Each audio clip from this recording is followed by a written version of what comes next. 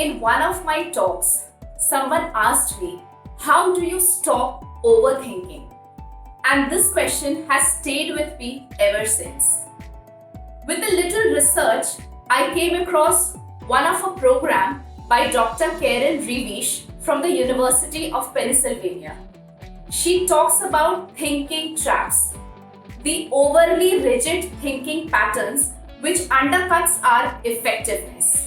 So Dr. Karen is the mentee of Dr. Martin Seligman, who is a very famous name in the field of psychology. A lot of Dr. Karen's work is based on the research done by Dr. Seligman. So there are many thinking traps, but she speaks about the 5 most prominent ones. It's mind reading, me, them, catastrophizing, and helplessness. So mind reading, where you expect that you know what the other person is thinking, or you think that they know what you are thinking. Me, where you blame yourself for whatever has happened. Them, where you blame the others. Catastrophizing, you think of worst possible scenarios. Helplessness, where you think that this is here to stay, you can't do anything about it, you feel powerless. So what I'll do is, I will pick up a situation and do a small role play for you to understand the different kind of thinking traps. So,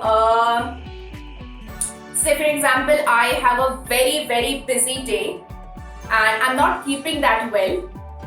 And on top of that, I get a mail with not so good feedback about a workshop that I conducted recently. So let's begin with mind reading. Oh, I know what they must be thinking. What can a woman teach them? They were all men, the typical male chauvinists who just can't see a successful woman. Now, I go to the second thinking trap, which is me. Oh God, I know, it's all my fault. I shouldn't have taken up such a big project. Maybe I got too overconfident. I should have prepared well. I should have used more methodologies to involve the participants. It's me. Now, I move to the third thinking trap, which is them. No wonder they didn't like. They must have not understood the concept. Such a simple concept. They must be having the brain of a 10-year-old to not understand something like this. I can't do anything about it. Now, I move to the fourth thinking trap, which is catastrophizing.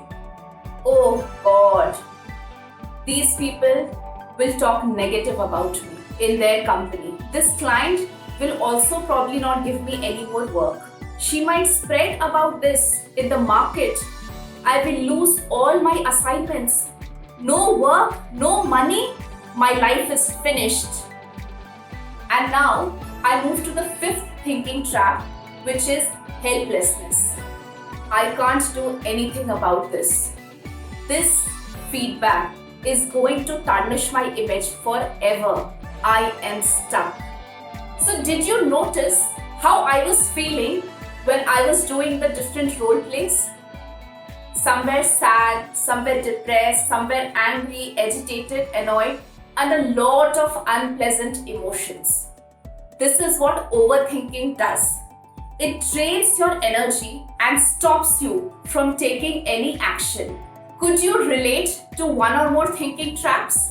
What you can do is maybe pick up a situation like having a fight with your significant other, maybe negative feedback about a project or assignment, a phone call from a child's school that the principal needs to meet you soon, a message from a family member that they wish to speak to you ASAP, or else you get the news that major restructuring is going to happen at your workplace and the job descriptions will change.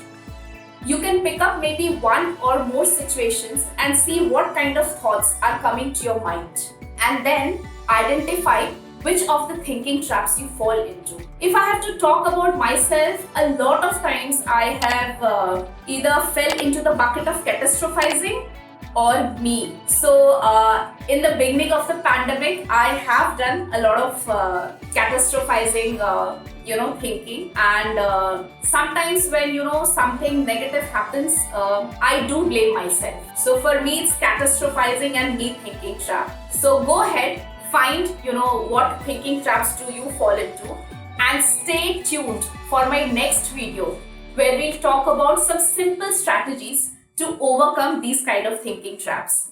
Thank you.